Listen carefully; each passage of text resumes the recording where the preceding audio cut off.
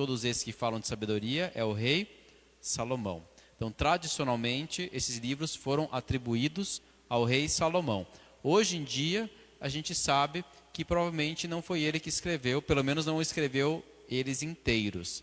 Talvez tenha escrito partes, né, fontes, algumas coisas desses livros. Mas, hoje em dia, se sabe que alguns desses livros foram escritos depois do rei Salomão. Mas seja como for, ele é como se fosse o autor, pelo menos no sentido como personagem, como autor-personagem, né? Por exemplo, o livro dos Provérbios já abre de cara falando assim: Provérbios de Salomão, filho de Davi, rei de Israel. Então, quer dizer, ele está dizendo, os provérbios eram de Salomão. Claro, quer dizer que todos vêm dele? Não necessariamente, né? Não necessariamente. Mas ele é a figura que representa o rei sábio e que ensina o seu povo como ser sábio, né? Como adquirir esta sabedoria. A sabedoria que para o povo judeu é, em primeiro lugar, ser fiel a Deus. E a sabedoria que, em primeiro lugar, vem de Deus, né? Não é simplesmente uma sabedoria humana, né? Uma sabedoria somente intelectual, de inteligência. Mas é uma sabedoria que vem do alto e que nos ajuda a viver para o alto, né? Segundo a lei de Deus, tá? Então, os Provérbios, ele é um livro que ele tem diversos trechos. E alguns, inclusive, falam claramente que não são de Salomão. Então, no início ele fala, discursos de Salomão ao seu filho. Então, até o capítulo 1 até o capítulo 9, é como se fosse Salomão ensinando ao seu filho como ser um rei sábio, né? Que tipo de sabedoria? Educando, né? Fala, filho, procure isso, se afaste daquilo. Um pai educando o seu filho na sabedoria que ele adquiriu. Depois vem as palavras do sábio 1 e 2, que é chamada grande coleção salomônica, que vão até, vem os provérbios de Salomão, tipo do capítulo 10, até o capítulo 22. E aí vem as palavras do sábio 1 e 2, depois vem mais provérbios de Salomão, capítulos 25 ao 29, depois vem os provérbios chamados numéricos, que eles são assim, uma palavra Deus falou, duas ouvi. Então, esse jeito de falar, né? Dois, né? Uma coisa eu odeio, duas coisas Deus detesta. Então, assim, esses provérbios numéricos dessa forma, né? A gente pode depois ler algum. Depois vem, além disso tem as palavras de Agur, que é uma pessoa, né? Alguma pessoa aqui que teoricamente sabe, né? Que tem palavras de sabedoria para dizer. E por fim, as palavras de Lemuel, que não era rei de Israel. Então lá no capítulo 31 vai aparecer palavras de Lemuel, rei de Massa. E parece que ele aprendeu da sua mãe. Então foi a mãe dele que ensinou a sabedoria para ele. E esse rei de Massa, que é um país vizinho de Israel ali, mas não é Israel, então é um outro rei. E tem umas palavras ali ensinando sabedoria. Então são provérbios. Provérbios são ditos de sabedoria, certo? Igual no Brasil a gente tem alguns provérbios, né? Por exemplo, mais vale um pássaro na mão do que dois voando e outras coisas desse tipo assim. É claro que aqui nesses provérbios, aqui que vieram da época da monarquia, tem provérbios que são de sabedoria mais humana, quer dizer, de coisas para assuntos mais do dia a dia. Tem provérbios que são de assuntos de administração, assim, como ser um bom rei, como ser um bom pai, como ser um bom administrador. E tem provérbios que têm sentido já explicitamente sobrenatural, né? Como ser fiel a Deus, né? Como ser fiel diante das dificuldades, enfim, o que priorizar na vida, certo? Então, parábolas mais elevadas.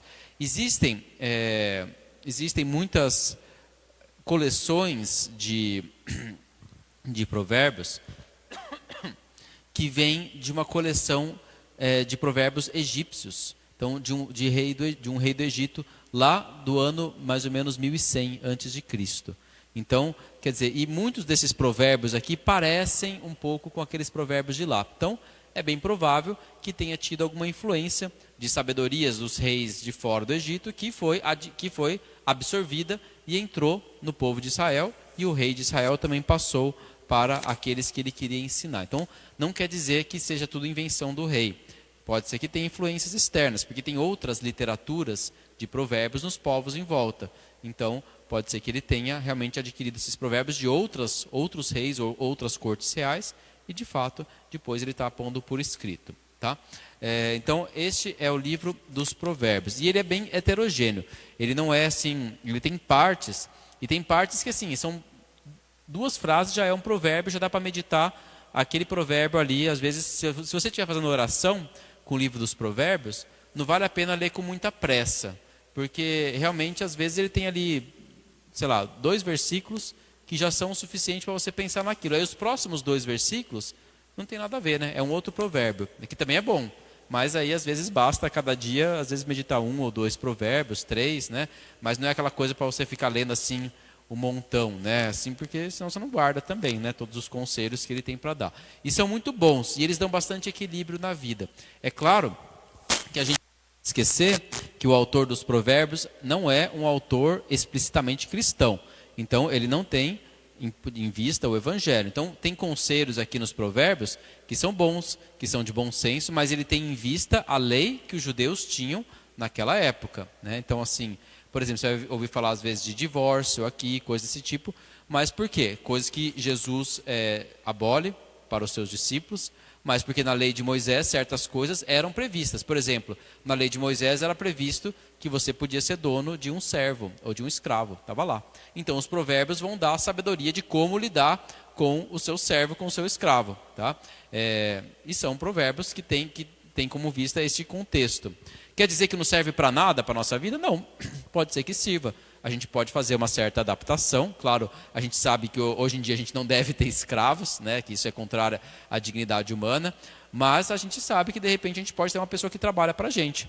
E aí a gente pode adaptar, né? Naquela época eles castigavam os escravos com castigos corporais. Hoje em dia a gente sabe que isso é um absurdo, mas a gente sabe que de repente a gente pode chamar a atenção da pessoa, né? E corrigir. Falar, olha, então quando ele falar de, sei lá, castiga, não sei o que e tal, talvez a gente não vai, óbvio que a gente não vai fazer isso, mas a gente pode tomar para nós e falar, peraí, castigar pelo corpo não, mas pode ser que às vezes é necessário a gente corrigir, até aqueles que trabalham para nós, ou corrigir aquela pessoa, porque também se você não fala nada e aceita tudo, às vezes aquela pessoa vai fazendo as coisas da cabeça dela, né? Então, isso vale inclusive para a relação entre Deus e nós, né? Nós que somos servos do Senhor, o Senhor também nos corrige, né? Ele nos corrige muitas vezes até permitindo que a gente sinta o efeito das nossas escolhas, não é isso? Então, nunca tire, né, o sobrenatural dos provérbios, e também sempre que a gente for aplicar para o nosso contexto, a gente tem que fazer as devidas adaptações para o que um discípulo de Jesus vive e também para que um brasileiro do século XX vive, né, que não é igual o que um hebreu dos anos 800, 900 antes de Cristo vivia. É um pouco diferente, mas tem coisas que são parecidas, né? Bom, vamos lá. Capítulo 1. Provérbios de Salomão. Provérbios de Salomão, filho de Davi, rei de Israel, para conhecer sabedoria e disciplina, para entender as sentenças profundas, para adquirir disciplina e sensatez, justiça, direito e retidão, para ensinar sagacidade aos ingênuos, conhecimento e reflexão ao jovem, para entender os provérbios e sentenças obscuras, os ditos dos sábios e os seus enigmas. Que o sábio escute e aumente a sua experiência, e o prudente adquira a arte de dirigir. O temor do Senhor é o princípio do conhecimento. Os estultos desprezam sabedoria e disciplina. Então, olha só que interessante. Aqui vem o começo de toda a sabedoria e de todo conhecimento, é o temor do Senhor. Então, temor, está aqui. É o dom do temor do Senhor, que a gente recebe, um dos dons do Espírito Santo. Então, isso é bom, isso é uma coisa boa. Sem temor do Senhor não existe verdadeira sabedoria. Quer dizer, se a gente é orgulhoso e se coloca a si mesmo como o chefe, aquele que sabe, a gente já começou errado, né? A gente começa bem se a gente teme a Deus e se a gente quer descobrir qual é a sua lei e o seu projeto para a minha vida, né? Esse temor do Senhor, claro, ele tem 2 manifestações. Tem o temor servil, que é aquele temor de quem tem um certo medo, né? Medo de punição. E depois tem o temor filial, né? Que é o temor do filho de ofender o seu pai, né? De estar fora da comunhão com o seu pai. É diferente. Nenhum dos dois é ruim, viu? nenhum dos dois é ruim. Tá? Os dois são bons. É claro que à medida que a gente cresce na vida espiritual, a gente deve perder o temor de servo e ir adquirindo o temor filial, o temor do filho, né? Mas o temor do servo serve também. Por exemplo, às vezes uma pessoa vive uma vida muito errada aí fora e de repente ela toma aquela sacudida e fala, nossa, mas se eu estiver vivendo isso aqui, eu vou me matar, eu vou matar os outros, eu vou ir para o inferno. Quer dizer assim, é verdade, isso acontece. E é Deus que está, é o começo da vida espiritual dessa pessoa. De repente ela tem medo de ser condenada. Pode ser. É claro que não pode ser só isso a vida inteira, né? A partir daí a pessoa tem que dar passos para ir crescendo, né?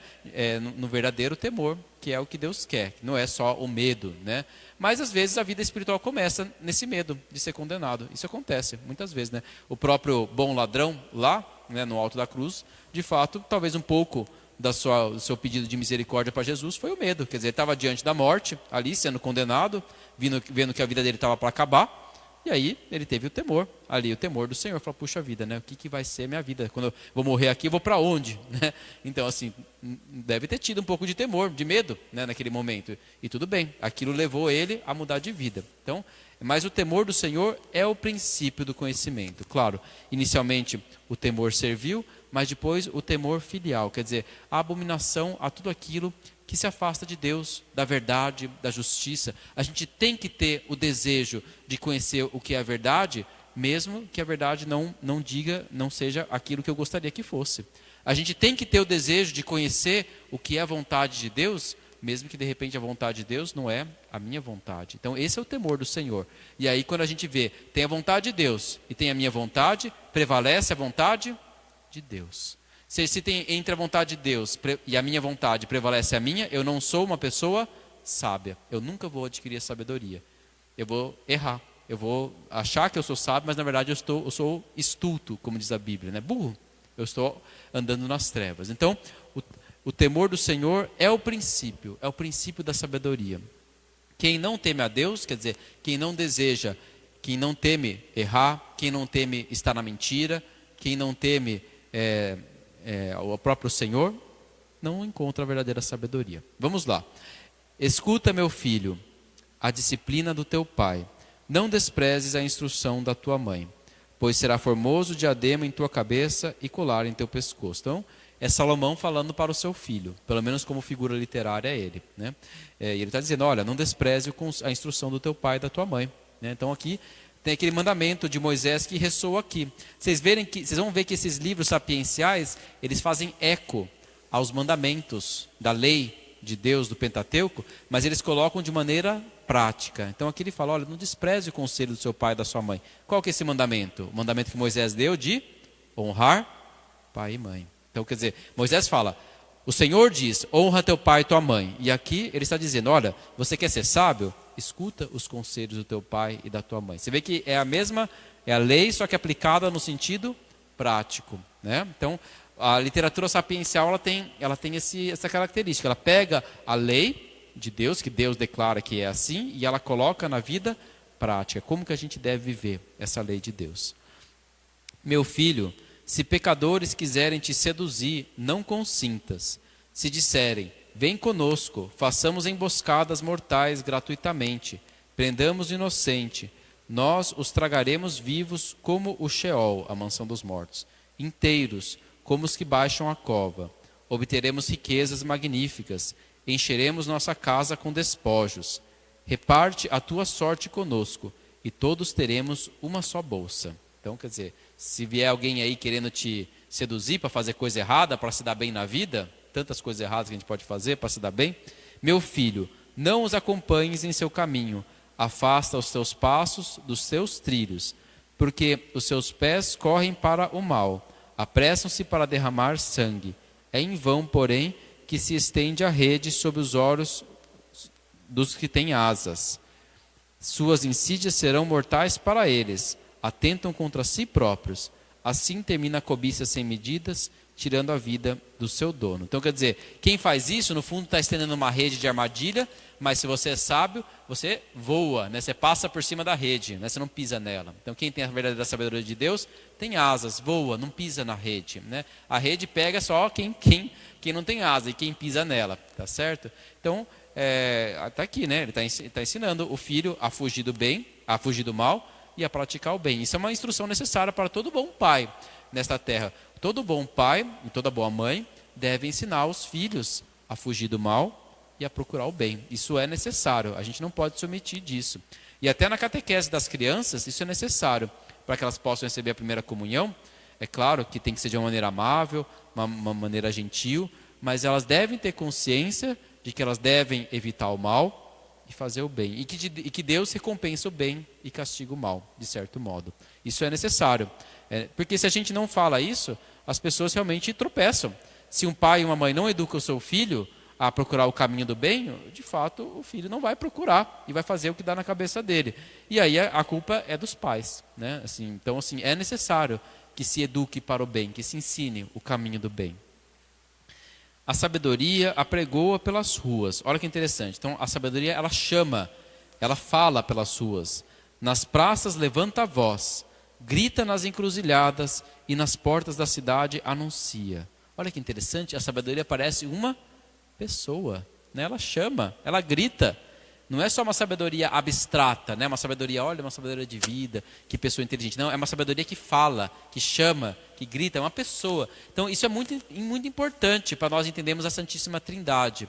Tá? Essa sabedoria personificada começa a aparecer aqui, né? Inicialmente, sabedoria era simplesmente seguir os decretos do Senhor. Agora a própria sabedoria parece ser uma pessoa, né? Tudo bem, é um jeito de falar literariamente, mas mais de uma vez a sabedoria vai aparecer como uma pessoa que chama, né? Que grita, que chama. Então, até quando, ingênuos, amareis a ingenuidade, e vós, zombadores, vos empenhareis na zombaria? E vós, insensatos, odiareis o conhecimento? Convertei-vos à minha exortação. Eis que vos derramarei o meu espírito e vos comunicarei as minhas palavras. Olha que interessante, a sabedoria está associada ao espírito. Ao espírito. Interessante, né? Os padres da igreja já viram nessa alusão à sabedoria, muitas vezes poderia ser identificada, mas será que a sabedoria de Deus é o Espírito Santo dele? Tem Deus e tem uma outra pessoa que clama, e que é a própria sabedoria.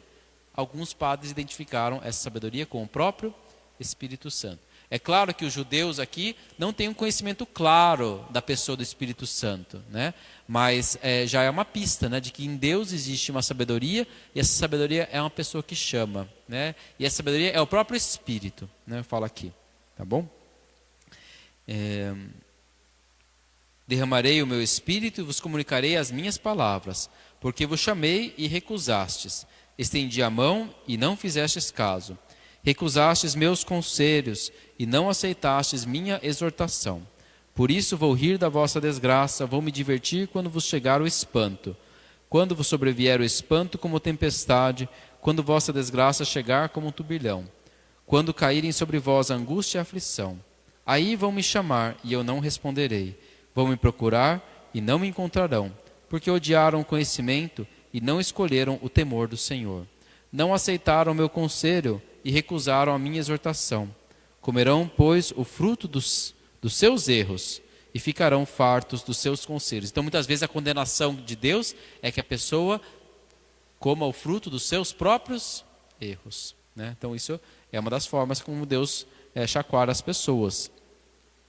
Porque a rebelião dos ingênuos os levará à morte. A despreocupação dos insensatos acabará com eles. Mas quem me escuta viverá tranquilo, seguro, sem temer nenhum mal. Então, a sabedoria aqui, tá certo? Vamos ver se tem mais coisas para a gente ver aqui. Bom, aqui ele vai continuar dando conselhos para o filho dele, tá bom? No capítulo 2 e tal. Eu vou pular um pouco para alguns conselhos práticos que a gente pode adquirir, tá? Como adquirir a sabedoria? Capítulo 3. Meu filho, não esqueças minha instrução, guarda no coração os meus preceitos, porque te trarão longos dias e anos, vida e prosperidade. O amor é a fidelidade, e a fidelidade não te abandonam. Ata-os ao pescoço, inscreve-os na tábua do coração, e alcançarás favor e bom sucesso. Então, amor e fidelidade. Aqui que a gente encontra a sabedoria, né? Ser fiel e saber amar, né? Então está aqui, ele já está dizendo como que fazer. Não sejas sábios aos teus olhos, teme ao Senhor e evita o mal, e será a saúde da tua carne e refrigério para os teus ossos. Honra ao Senhor com a tua riqueza, com as primícias de tudo que ganhares. Então, seja grato ao Senhor pelo que Ele te dá. Gratidão, né? É necessária gratidão para ter sabedoria. E os teus celeiros estarão cheios de trigo, e teus lagares transbordarão de vinho novo. Meu filho, não desprezes a disciplina do Senhor, nem te canses com a sua exortação. Então, saber ser corrigido pelo Senhor, né? O Senhor corrige. Então, não desprezar quando o Senhor nos corrige. Porque o Senhor repreende os que Ele ama, como um pai ao filho preferido. Então, quer dizer, Deus não nos deixa sozinhos, Ele nos corrige. E se a gente tem um coração atento, a gente escuta as correções de Deus, né? Ele corrige. Então, Deus castiga? Sim. Pai e mãe castiga o filho? Sim, né? Só que castiga por crueldade, castiga para nos ver mal? Não, né? Ele nos corrige. Ele nos corrige como um pai corrige o filho. E se a gente tem um coração atento, a gente aprende com as correções de Deus, né? Porque a correção de Deus não é tortura. A correção de Deus é amor, né? Ele corrige como um pai que ama. Tá certo? Então, vamos lá para o capítulo 6. Então, vamos para algumas dicas práticas que ele dá, né? Olha lá, capítulo 6, versículo 6. Anda preguiçoso, olha a formiga, observa o seu proceder e torna-te sábio. Sem ter um chefe, nem um guia, nem um dirigente, no verão acumula o grão e reúne provisões durante a colheita. Até quando dormirás, ó preguiçoso? Quando irás te levantar do sono?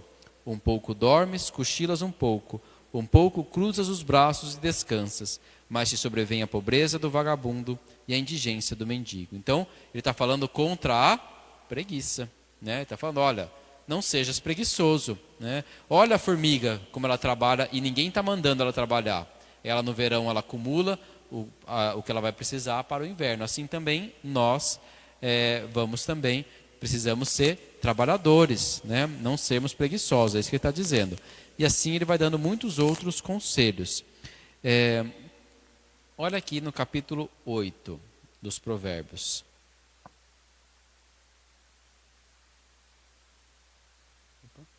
Esse aqui, Provérbios. Então, essa daqui é a divisão, né, dos Provérbios, que eu esqueci de deixar aqui. Vamos lá. Então, no capítulo 8, aqui aparece novamente a sabedoria personificada.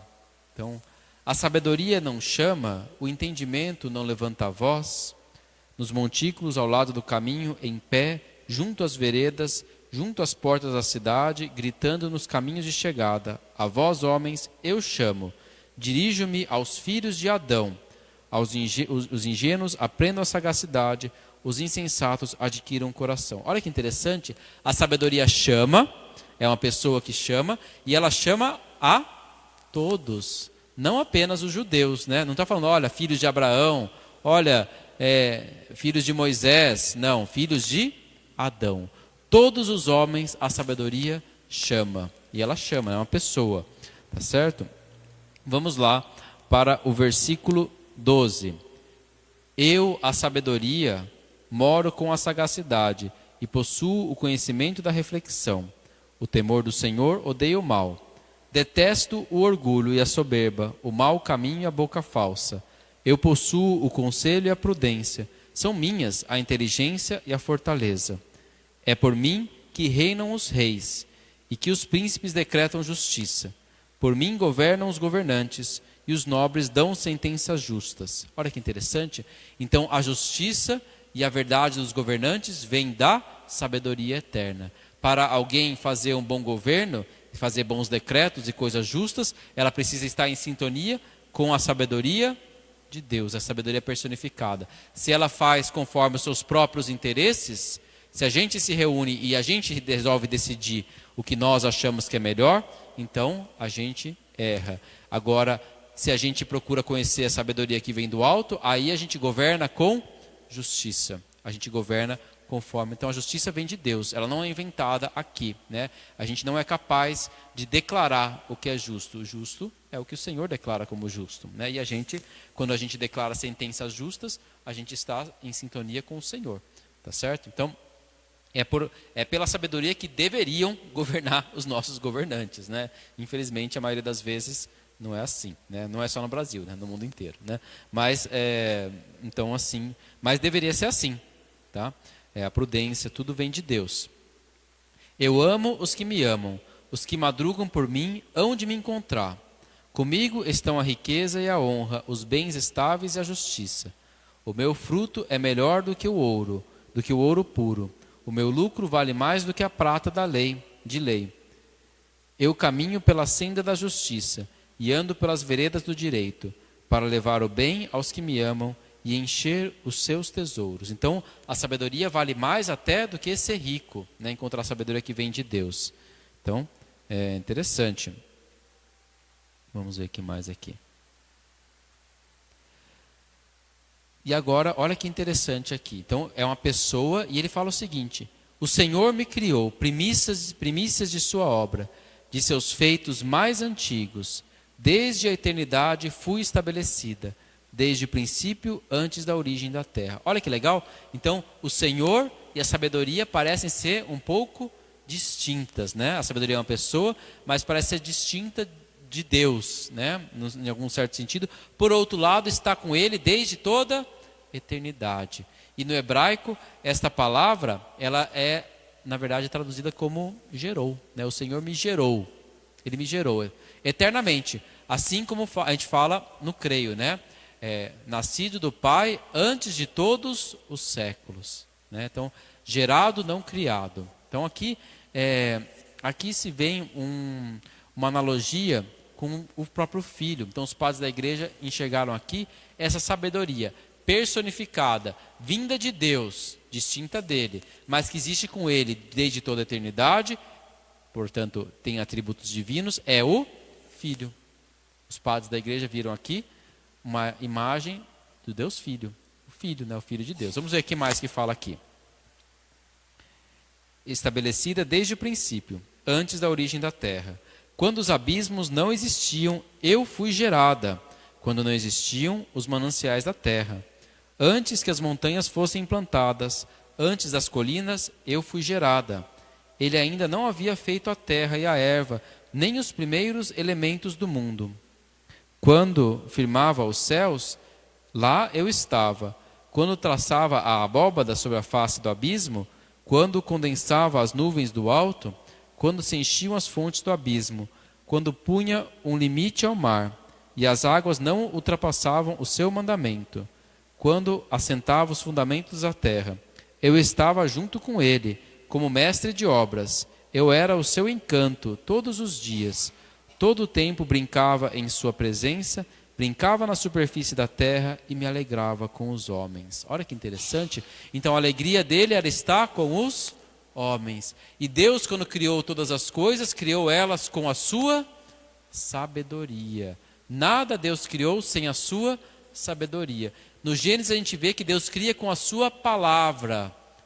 A palavra é o sentido, né? É o logos, é o sentido de todas as coisas. Deus criou tudo com sabedoria. Nada ele criou por acidente. E nenhuma pessoa também ele criou por acidente. Todas da sabedoria de Deus. Ele sempre estava com ela desde o princípio, na hora em que ele fez todas as coisas. Quem é este? É o Filho. Parece ser Deus Filho. Os judeus sabem disso? Não, né?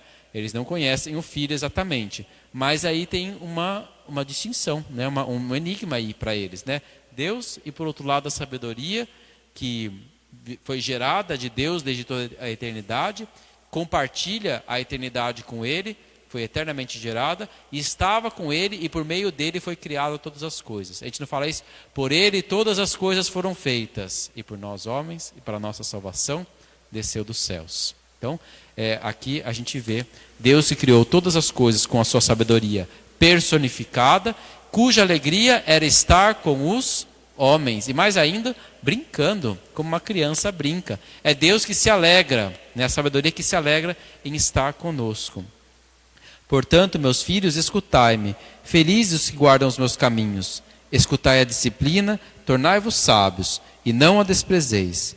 Feliz o homem que me escuta, velando em minhas portas cada dia, guardando os batentes de minha porta. Quem me encontra, encontra a vida, e goza do favor do Senhor. Quem peca contra mim, fere a si mesmo. Todo que me odeia, ama a morte. Olha que interessante. Quem não gosta da sabedoria do Senhor, não gosta de si mesmo, porque quando Deus nos fez, Ele nos fez com a sua sabedoria. E Ele inscreve em nós, na nossa natureza, a sua lei eterna. E se a gente odeia aquilo que o Senhor propõe para nós, no fundo a gente odeia a nós mesmos, né? Porque Deus nos fez com a sua sabedoria. Então, quando a gente ama a sabedoria de Deus, a gente ama a nós mesmos, né? Porque tudo Deus fez com a sua sabedoria. Vamos para agora a Senhora Sabedoria e a Senhora Loucura. Olha que interessante isso daqui. Capítulo 9. A sabedoria construiu a sua casa, talhando suas 7 colunas. Abateu seus animais, misturou o vinho e pôs à mesa. Enviou suas criadas para anunciar os pontos que dominam a cidade. Os ingênuos, venham aqui, quero falar aos sem juízos. Vinde comer do meu pão e beber do vinho que misturei. Deixai a ingenuidade e vivereis. Segui o caminho da inteligência. E aí, vamos pular esse trecho aqui, e vamos para o banquete da loucura, que está no versículo 13. A senhora insensatez, ou loucura, é impulsiva, é ingênua e nada a conhece. Senta-se à porta da casa, num assento que domina a cidade, para chamar os transeuntes, os que seguem o reto caminho. Os ingênuos, venham para cá, quero falar ao sem juízo. A água roubada é mais doce, o pão escondido é mais saboroso, e não sabem que em sua casa estão as sombras, e os seus convidados no fundo do Sheol, ou da mansão dos mortos, né? Então, olha que interessante. Por um lado, a gente vê, acho que eu pus aqui num quadro, deixa eu ver se eu tenho aqui. Está aqui? Então está aqui. Então, por um lado, a gente vê a Senhora Sabedoria, tá certo? E aí, depois a gente vai ver a mulher valorosa também, lá no último capítulo dos Provérbios. A Senhora Sabedoria, ela é uma senhora trabalhadora, diligente, né? Você vê que ela mistura o vinho, ela constrói a sua casa, ela constrói sobre 7 colunas. Então, alguns padres da igreja vão dizer, as 7 colunas da casa da sabedoria são os 7 dons do Espírito Santo, né? Os 7 Espíritos de Deus.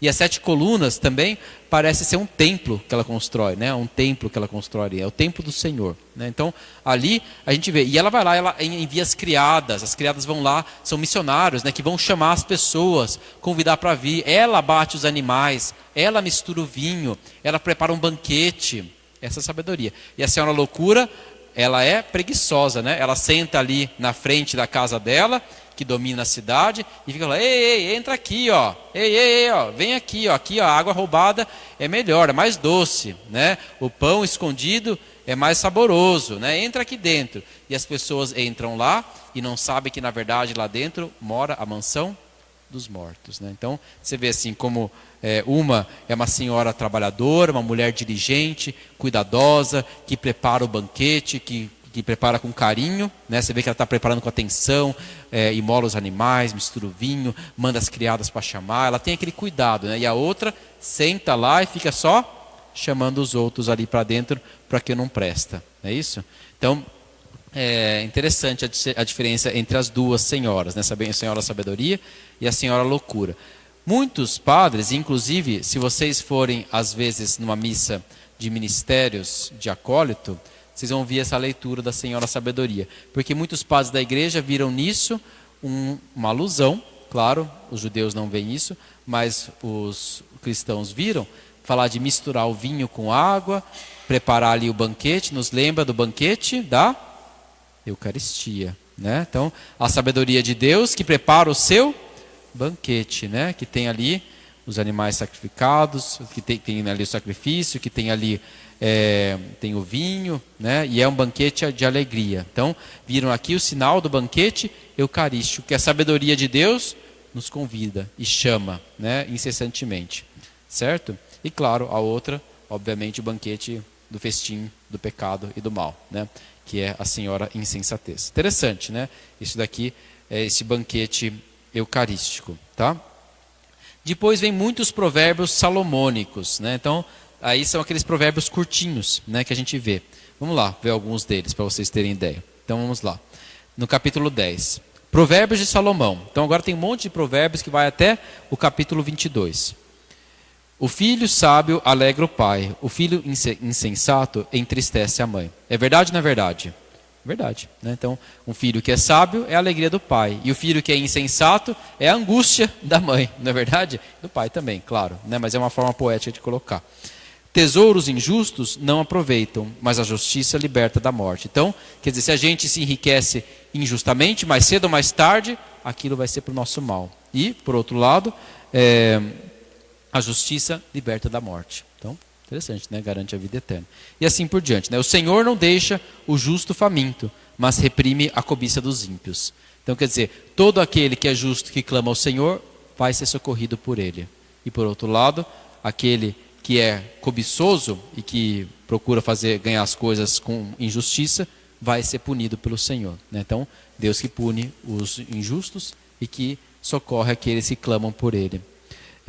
O Senhor, a mão preguiçosa empobrece, o braço diligente enriquece. É verdade ou não é verdade? Quem é trabalhador, cuidadoso, geralmente costuma se dar bem, né? Geralmente, né? E por outro lado, quem é preguiçoso, tal, não quer aprender, não é humilde e tal, geralmente se dá mal. E assim, né? Quando a gente faz por exemplo, se a gente tem uma empresa e presta serviço bem feito, faz as coisas com carinho, com cuidado, geralmente as pessoas vão voltar lá e querer aproveitar. Se a gente abre cedo, se a gente mantém ali os horários, se a gente não chega atrasado, enfim. Se a gente procura fazer as coisas com as virtudes, geralmente as coisas costumam se dar bem, né? Deus fez as coisas dessa forma. Claro, nem sempre, né? Às vezes tem injustiças, tem coisas. Mas muitas vezes, como regra geral, se a gente é uma pessoa honesta e trabalhadora, em geral todo mundo gosta, né, de um trabalhador que é honesto e que trabalha bem. Não é isso? Isso aqui, então geralmente essa pessoa vai estar bem, né? Quem recolhe no outono é prudente. Quem dorme na colheita é indigno. Claro, né? Quem não colhe bênçãos sobre a cabeça do justo, mas a boca dos ímpios encobre violência. E assim por diante. A memória do justo é bendita, o nome dos ímpios apodrece. Então, a memória do justo é bendita, a memória dos ímpios apodrece. Sabe que interessante isso, que muitas vezes, isso acontece até, assim, eu lembro até recentemente, tem um pregador famoso, era um pregador, ele era evangélico, né? Mas ele era muito bom. E ele pregava assim, a respeito de Deus, né? Muito inteligente, né? Ele tinha um discurso bonito. E ele pregava para pessoas inteligentes, as coisas assim, a respeito de Deus e tudo, né? Provar a existência dele, do mundo, né? E ele era muito bom com as palavras, falava bonito, falava com elegância. Ele era educado, né? Não era de ficar xingando os outros e tudo. E você olhava para ele e se admirava. Era uma pessoa que você via.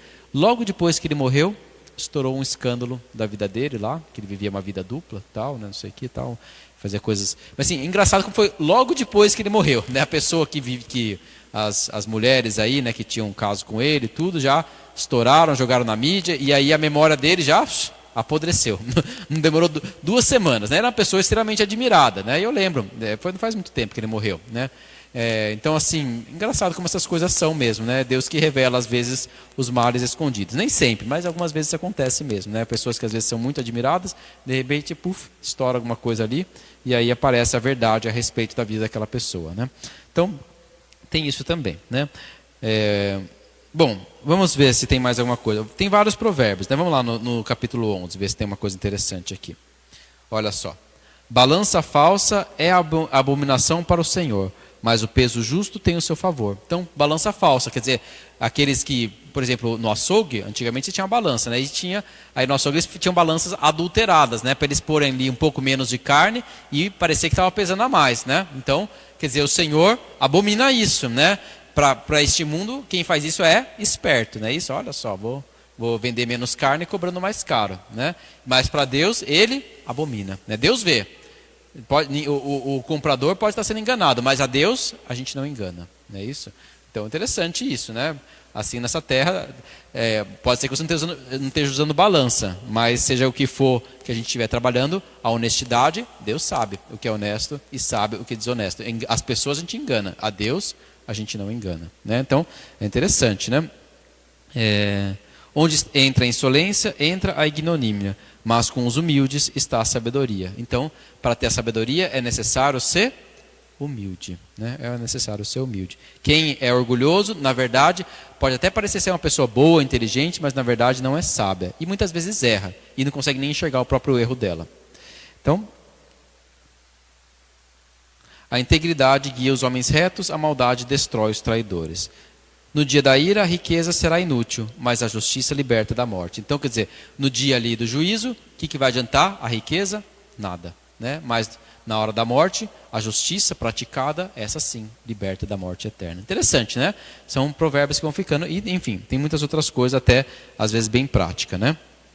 Olha só aqui, ó, no versículo 17. O homem misericordioso faz bem a si mesmo, o homem cruel destrói a própria carne. Então, quer dizer, a crueldade que faz mais mal para quem pratica crueldade do que para quem está sofrendo a crueldade. Então, quem sofre a crueldade do outro, sofre. Mas quem é pior ainda, quem sofre mais ainda, é o próprio homem que é cruel, né? A própria pessoa cruel, né? Ele se destrói a si mesmo, como ser humano. Então, interessante isso, né?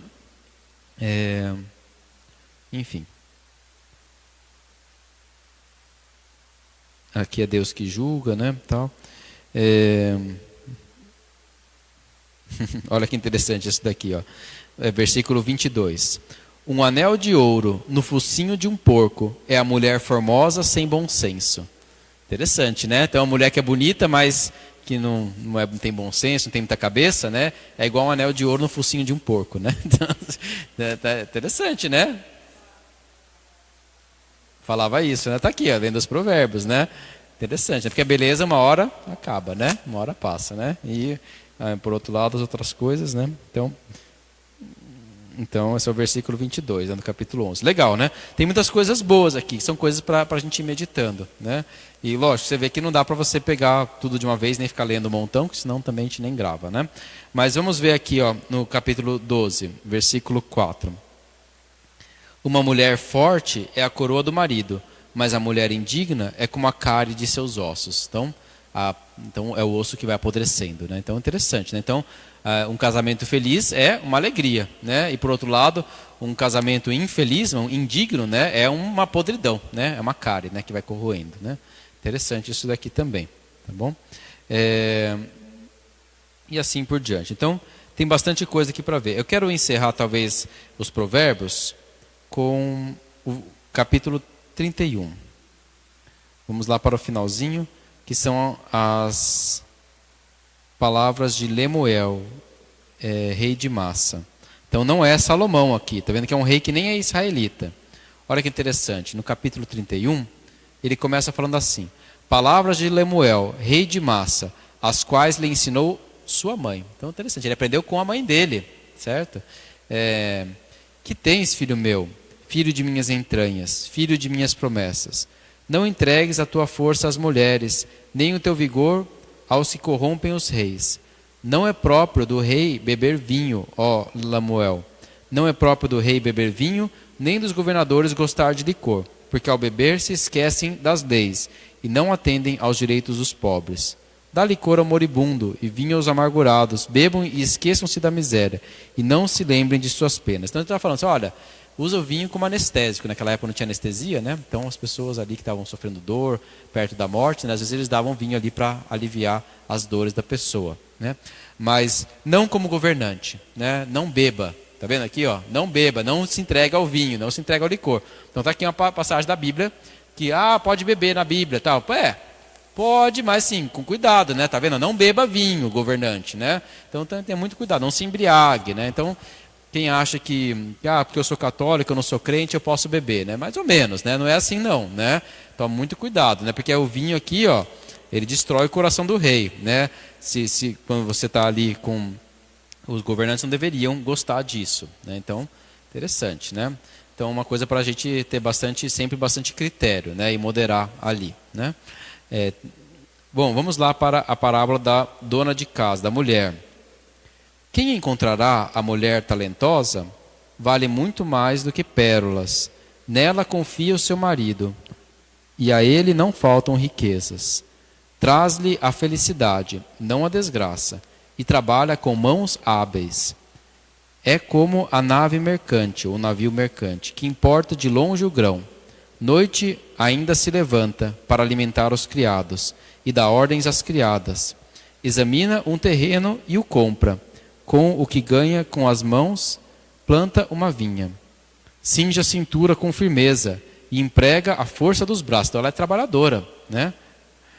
Sabe que os negócios vão bem e de noite sua lâmpada não se apaga. Olha que interessante, essa mulher ela é uma verdadeira administradora, né? Ela não só está ali fazendo o trabalho na casa, mas ela administra, né? Ela compra terreno, ela traz o trigo, né? Ela se preocupa com os criados. Lança a mão ao fuso e os dedos pregam a roca, então ela costura, né? Estende a mão ao pobre e ajuda o indigente. Então, olha, ela socorre os pobres. Se neva, não teme pela casa, porque todos os criados vestem roupas forradas. Tece roupas para seu uso e veste-se de linho e púrpura. Então, ela veste os outros para que não passem frio e ela mesma se veste. Na praça, o seu marido é respeitado quando está entre os anciãos da cidade. Tece panos para vender e negocia cinturões. Está vestida da força e dignidade e sorri diante do futuro. Abre a boca com sabedoria e sua língua ensina com bondade. Vigia o comportamento dos criados e não come pão no ócio ou na preguiça. Seus filhos levantam-se para saudá-la. Seu marido canta-lhe louvores. Muitas mulheres ajuntaram riquezas. Tu, porém, ultrapassa a todas. Enganosa é a graça, fugaz a formosura. Mulher que teme o Senhor merece o louvor. Dá-lhe parte do fruto de suas mãos, e nas portas louvem-na suas obras. Então é interessante, né? Então, o que ele está falando, ó, beleza passa, né? Mas a mulher que teme o Senhor, essa sim merece o louvor. Que é trabalhadora, que é diligente, cuidadosa, que é inteligente. Você vê que ela é inteligente, ela faz as coisas, traça planos, compra terreno, preocupa-se com os criados, veste eles, faz ali a costura, enfim. É uma mulher ativa, não é uma mulher ali que fica ali só esperando, né? Ela é importante. Então, essa é uma mulher. Muitas pessoas se interrogaram assim, mas quem que é essa mulher? Claro, pode ser a mulher ideal para um judeu, então assim, uma mulher boa para se casar, mas mais ainda, alguns identificaram ela com a própria sabedoria, né? A senhora sabedoria, né? A senhora sabedoria, que a gente leu lá no capítulo 8. Então, por quê? Ambas são mais preciosas que joias, tá? A senhora sabedoria e a mulher valorosa, vale mais do que as pérolas. Ambas provêm alimento e direção para a casa. A senhora sabedoria cozinha, ela pega os bichos ali, mistura o vinho, lembra? Ambas retribuem quem a amam com prosperidade, né? O marido com prosperidade. Ambas dão aos nobres instruções de sabedoria da sua boca. Elas são incomparáveis às outras, tanto a senhora sabedoria quanto a mulher incomparável. As duas são contrastadas com a mera beleza física. Então, quer dizer, tanto a sabedoria quanto a mulher valorosa, na verdade, valem mais do que aquela que simplesmente é bonita. E ambas são associadas com o temor do Senhor, né? Então, alguns viram nesta mulher sábia, claro, toda mulher, né, que é forte, que guia bem a sua casa, mas também um símbolo da própria senhora sabedoria que nós ouvimos lá no Provérbios 8. Né? Então eu falo, será que não é um exemplo prático do que é a sabedoria na vida prática? Então, essa é uma das coisas que se viu aí. Né? Este livro, ele é um tema ele é uma instrução para uma vida moral. Né? Então, o livro dos Provérbios, ele é uma instrução moral, né, de como viver bem esta vida. Como que alguém deve viver, inclusive morando longe de Jerusalém, porque você vê que é uma instrução para os filhos de Adão, né? Não só para os homens de Jerusalém, não só para os judeus, mas todos os homens, né? Como que você deve viver bem? Inclusive morando longe da terra onde tem o templo, onde tem os sacrifícios, né? Você vê que não fala tanto de sacrifícios de templo aqui, mas fala de como viver bem a lei do Senhor. Fala do temor do Senhor, nós já vimos, né? Temor do Senhor. Então, nós vimos o primeiro, o temor da condenação, o medo do castigo, e depois, claro, o temor de perder o amor ou o temor de desagradar, né? De um filho de desagradar o pai, né? Que é, claro, o temor para o qual nós devemos crescer, né? Sair deste daqui. Embora este, às vezes, é o início da vida, né? Muita gente vai na igreja porque, por exemplo, às vezes viveu uma vida toda longe aí no mundo, de repente fala, minha vida está dando tudo errado, eu vou lá na missa de cura e libertação para colocar minha vida no lugar, né? Tem muita gente que faz isso. E é bom, não é ruim não, isso é maravilhoso. Mas aí a nossa espiritualidade tem que ir também um pouco além disso, né? Não pode ser só ir para buscar só a cura e libertação, né? A cura e libertação é parte, né? Mas depois a gente tem que procurar ir crescendo no temor do Senhor e crescendo na vida espiritual, né? Então, claro, cura e libertação a gente vai precisar da vida toda, né? Mas a gente precisa também ir além disso, né? Uma vez que a gente cresce na fé. A sabedoria que vale mais do que o dinheiro, certo? E a gente viu a geração da sabedoria do Deus encarnado, tá? Então, este capítulo 8 aqui do livro dos Provérbios, ele foi muito debatido na época da igreja antiga, porque aqui alguns padres da igreja viram nisso a sabedoria como criatura de Deus, né? Como criatura. E se é criatura, não é Deus. E portanto, se a sabedoria é o Filho, é Jesus, então Jesus não é Deus. E aí falaram, Jesus, houve um tempo em que o Pai não tinha mais ninguém, só tinha o Pai. E isso está errado, né? É uma heresia chamada heresia ariana. Porque a sabedoria estava com Deus desde toda eternidade. E é por isso que nós dizemos no credo, Niceno, aquele mais longo, né? E em seu único Filho, e em Jesus Cristo, como é que é? Creio em um só Deus, Pai Todo-Poderoso, Criador do céu e da terra, todas as coisas visíveis e invisíveis. Creio em um só Senhor Jesus Cristo, Filho unigênito do Pai, nascido do Pai antes de todos os séculos. E a gente diz, Deus de Deus, luz da luz, Deus verdadeiro de Deus verdadeiro, gerado, não criado, consubstancial ao Pai. Quer dizer, ele é da mesma substância que o Pai. Ele é Deus, né? Por ele, todas as coisas foram feitas. A sabedoria, né? Que estava com Deus quando ele fez todas as coisas. E por nós, homens, para a nossa salvação, desceu dos céus. Então, esse é um credo anti-ariano, né? Porque os arianos leram este capítulo, né, Provérbios número 8, e falaram, olha, a sabedoria parece uma criatura de Deus. Então, quer dizer que Jesus seria como se fosse uma super criatura de Deus. Um super anjo. Os testemunhos de Jeová dizem isso, né? Até hoje eles falam que Jesus é São Miguel Arcanjo, né? Um super anjo, né? Mas não é Deus, né? Não é Jeová para eles, né? Pois é, mas nós não cremos nisso, né? Jesus é Deus de Deus, luz da luz, né? Eternamente gerado do Pai. Então é isso. Mas essa controvérsia surgiu de um versículo do capítulo 8 dos Provérbios, né? Infelizmente, né? Mas, graças a Deus, os concílios resolveram isso para nós. Teve muitos debates, brigas e prevaleceu a ortodoxia, né? O que é a verdade de Deus, né? O Espírito Santo conduz a igreja. Bom, nós vimos lá o banquete eucarístico, o banquete da sabedoria, a mulher valorosa. Muitos também viram nessa mulher valorosa o símbolo da igreja, né? A igreja católica, né? A igreja como a mulher que prepara, que cuida da sua casa, né? E por fim também a própria Virgem Maria, claro, né? Ela é o símbolo de toda mulher valorosa que cuida da sua casa e que cuida de cada um de nós. E a gente vê também um relacionamento esponsal com a sabedoria. A gente não leu isso, né? E acho que não vai dar tempo de ler.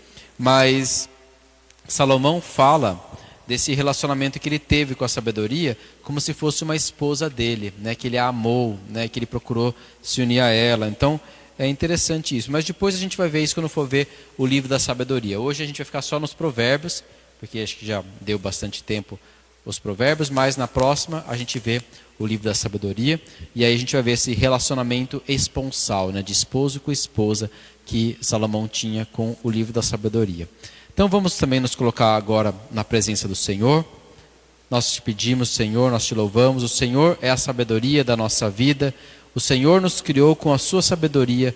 Nós fomos escritos nas nossas carnes com a tua sabedoria. Nós cremos que as tuas leis são a nossa verdadeira alegria, a nossa sabedoria. Nós queremos conhecê-la, nós pedimos aquilo que nós ouvimos hoje, que a sabedoria se revela para aqueles que pedem, que procuram, e que procuram com coração humilde. Então nós queremos também, Senhor, ter essa sabedoria, conhecer as tuas palavras, os teus decretos. Nós queremos conhecer a verdadeira sabedoria, sermos humildes, abrimos o nosso coração. Nós queremos também que o Senhor nos encha com o temor que vem do Senhor, para que nós possamos amar-te, para que nós queremos nunca nos afastar de ti, para que nós queiramos sempre conhecer a verdade, mesmo que ela nos custe, para que nós possamos sempre viver a justiça, mesmo que seja algo difícil para nós, para que nós queremos que a vossa sabedoria nos alimente. Nós queremos nos alimentar dela. Nós queremos que no banquete eucarístico, na Eucaristia do teu corpo e sangue, nós sejamos repletos da tua sabedoria. Porque a tua sabedoria é a alegria para a nossa vida.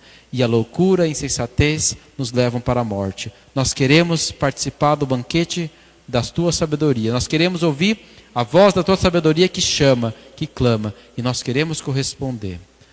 Glória ao Pai, ao Filho e ao Espírito Santo, como era no princípio, agora e sempre. Amém. O Senhor esteja convosco. Abençoe-vos Deus Todo-Poderoso, Pai e Filho e Espírito Santo. Ide em paz, o Senhor vos acompanhe.